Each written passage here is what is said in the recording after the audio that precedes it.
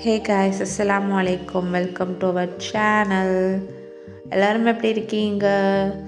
இது வந்து போன வீடியோ கண்டினியூவேஷன் தான். ஹந்தூரிக்கு போயிட்டு வந்தேன்னா அங்கே என்னென்ன திங்ஸ் வாங்கினேன் அப்படின்ட்டு உங்கள்கிட்ட ஷேர் பண்ணியிருக்கேன். வாங்க பார்க்கலாம். அதுக்கு முன்னாடி சேனலை நீங்கள் ஃபர்ஸ்ட் டைம் பார்க்குறீங்கன்னா மறக்காமல் சப்ஸ்கிரைப் பட்டனை தட்டி விட்டு பக்கத்தில் இருக்கிற பெல் ஐக்கானை தட்டி விட்டு போங்க.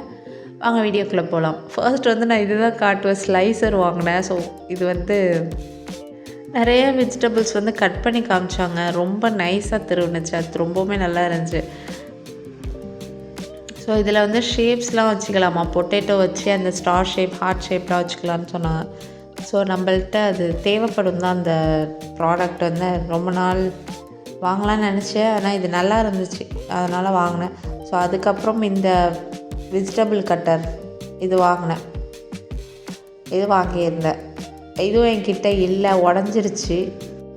ஸோ அதனால் இது ஒன்று வாங்கினேன். இதுவும் யூஸ்ஃபுல் தான், ஆனால் எப்போயாவது யூஸ் ஆகும். ஆனால் யூஸ்ஃபுல் தான். இது வந்து ரொம்ப பொடியாக சாப் பண்ணுறதுக்கு இது யூஸ் ஆகும். அப்படி லாக் பண்ணுற மாதிரிலாம் இருந்துச்சு. அது கொஞ்சம் புதுசாக இருந்துச்சு. நெக்ஸ்ட்டு வந்து இந்த குட்டி ஃபேன் வாங்கினேங்க. எனக்கு ரொம்பவுமே பிடிச்சது. அதுவும் இந்த கலர் ரொம்பவுமே பிடிச்சிச்சு பார்த்தோன்னே, பர்பிள் அண்ட் பிங்க்கு. நான் வந்து ஹஸ்பண்ட் இருக்கிறப்ப இந்த ஃபேன் வாங்கி கேட்டேன். இது எதுக்கு தேவையில்லாதுன்னு வாங்கி தரல. ஸோ அது ரொம்ப நாள் ஆசை, இந்த குட்டி ஃபேன் வாங்கணும். எங்கேயாவது ட்ராவல் பண்ணுறப்போ, பேக்கில் இருக்கிறப்போ ரொம்பவே இருக்கும், பஸ்லலாம் இருந்தால் அப்போ இதை வச்சு காற்றடிச்சிக்கலாம், காற்று வீசிக்கலாம். ஸோ நல்லாயிருக்கும். எனக்கு ரொம்ப நல்லாவே காற்று வந்துச்சு. ட்ரை பண்ணி பார்த்தேன், அங்கேயே ட்ரை பண்ணி பார்த்தேன். இங்கே பாருங்கள், இதெல்லாம் பறக்குது பாருங்கள். ஸோ நல்லாவே காற்று வந்துச்சு.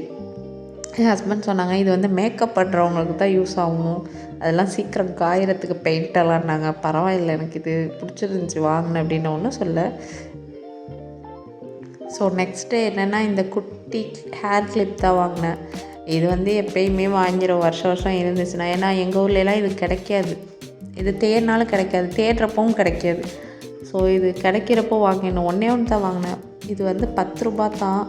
ஸோ பெரிய பொண்ணுக்காக வாங்கினேன். அதோட பெரிய பொண்ணுக்கு இந்த வளையல் வாங்கினேன். பொண்ணு போகிறதுலேன்னு சொல்லிகிட்டு இருந்தால், எனக்கு அந்த கடையில் வளையல் வாங்கி கொடு, வளையல் வாங்கி கொடு, வளையல் வாங்கி கொடு. ஸோ அதுக்காகவே தேடி தேடி வாங்கினேன். வேறு மாதிரி வளையல்லாம் இல்லை. ஸோ அந்த ஹெட்பேண்ட், அப்புறம் என் பெரிய பொண்ணு வந்து இந்த செப்பல். இது வந்து பெரிய பொண்ணு தான் செலக்ட் பண்ணாங்க. பார்த்தோன்னே டக்குன்னு எனக்கு அதுதான் வேணும்ட்டாங்க. எனக்கு வந்து இந்த குட்டி இது நான் தான் செலக்ட் பண்ணேன். பாப்பாவுக்கு பர்த்டே வருதா, ஸோ போடலாமே, வேறு கலர் இல்லை, இந்த கலர் தான் இருந்துச்சு.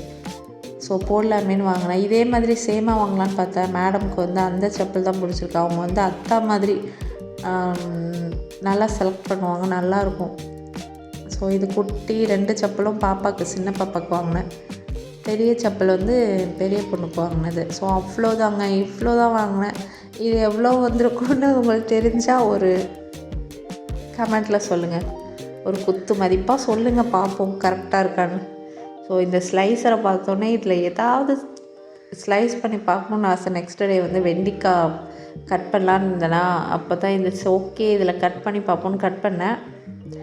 நல்லா ஷார்ப்பாகவே இருந்துச்சு. டக்குன்னு ஸ்லைஸ் ஆகிடுச்சு. ஈஸியாக ஸ்மூத்தாக இருந்துச்சு.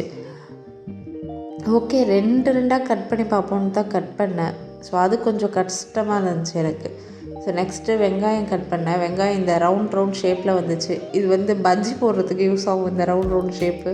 ஸோ பரவாயில்லை, ஃபர்ஸ்ட் டைம் கட் பண்ணியாச்சுன்னு அதையும் இது பண்ணல, ஸ்லைஸ் பண்ணலை, அப்படியே போட்டாச்சு. அப்படியே போட்டு வெண்டிக்காவையும் வதக்கிக்கிட்டு இருக்கேன். இது வந்து எதுக்குன்னா, அன்றைக்கி மீன் குழம்பு செஞ்சுருந்தேன்னா அதுக்கு வந்து தொட்டுக்க நல்லா தான் ஸ்லைஸ் பண்ணியிருந்துச்சு. ஆனால் கொஞ்சம் டைம் வேஸ்ட் ஆகுது, அவ்வளோதான். ஸோ இது வந்து நெக்ஸ்ட்டு இது பேர் என்ன மறந்துட்டேனே.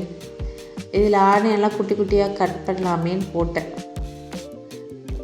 அதுவும் நல்லா தான் ஸ்லைஸ் ஆச்சு, பொடி பொடியாக. ஸோ என் அம்மா வந்து என் பொண்ணு வந்து நானும் முயற்சி பண்ணுறமான்னு வந்தா, ஆனால் அவளால் முடியலை. எமிக்கி பார்த்துட்டு மேடம் வந்து போயிட்டாங்க.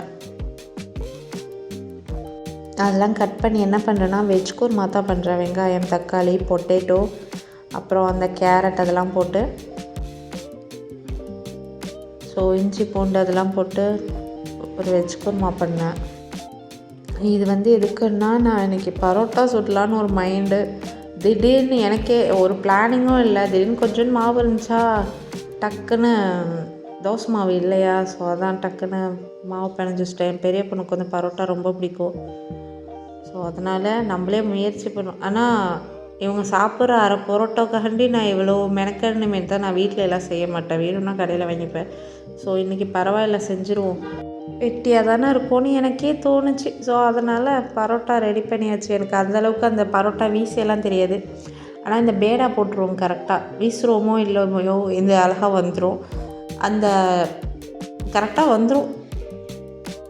இந்த லேயராகவும் வந்துடும். இதில் வந்து கொஞ்சம் சப்பாத்தி மாவு வேறு ஆட் பண்ணேன். மைதா மாவு ப்ளஸ் சப்பாத்தி மாவு. ஸோ அதனால் அந்த லேயர் கொஞ்சம் காணும், மறைஞ்சிடுச்சுன்னு நினைக்கிறேன். ஸோ அவ்வளோதாங்க, பரோட்டா ப்ளஸ் வெஜ் குருமா சாப்பிட்டு அன்றைக்கி டின்னர் முடிஞ்சு. உங்களுக்கு பரோட்டா எந்த அளவுக்கு பிடிக்கும் அப்படின்ட்டு மறக்காமல் கமெண்ட்டில் சொல்லுங்கள். இந்த மாதிரி வீடியோ பார்க்கணுன்னா என் சேனலை மறக்காமல் சப்ஸ்கிரைப் பட்டனை தட்டிவிட்டு போங்க. நெக்ஸ்ட் வீடியோ பார்ப்போம். டாடா.